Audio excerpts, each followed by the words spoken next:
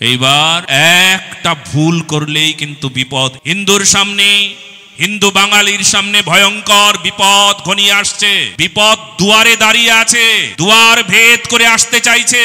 আর এবার হিন্দুরা যদি শক্তপোক্ত হয়ে দুয়ারে না দাঁড়াও, তাহলে দুয়ারে কিন্তু পাকিস্তান আসছে, ভয়ঙ্কর। সেই জন্য সব হিন্দুরা এক হও, সব হিন্দুরা সচেতন হও, সব হিন্দুরা গর্জে ওঠো।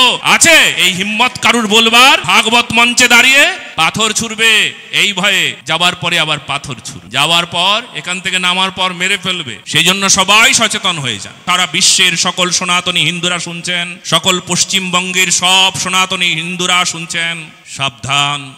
আর একটা ভুল করলেই কিন্তু বিপদ, এরপর ভুল করলে আর রক্ষা নাই। এইবার যদি তুমি বাঁচতে চাও, তাহলে তোমার সুরক্ষা, তোমার সত্য সনাতন ধর্মের প্রতি তোমার মনোনিবেশ করা। বাস, বলো না গো আরো জোরে, ভারত মাতা কি।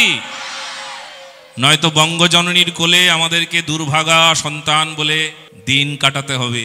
বঙ্গজননীর কোলে অভাগা সন্তান বলে মা কাঁদবে, বলে মা বঙ্গজননী তুমি আমায় অভাগা বলে কাঁদছো কেন? বলে তোকে তো বাংলা ছেড়ে চলে যেতে হবে, কোথায় যাবি? সেই জন্য আমি বঙ্গজননী, আমার অভাগা সন্তান, সেই জন্য কাঁদছি। এটা যেন আমরা কেউ হতে না দিই। সারা পশ্চিমবঙ্গের মানুষ কান খুলে শুনে নাও, এটা যেন আমরা হতে না দিই।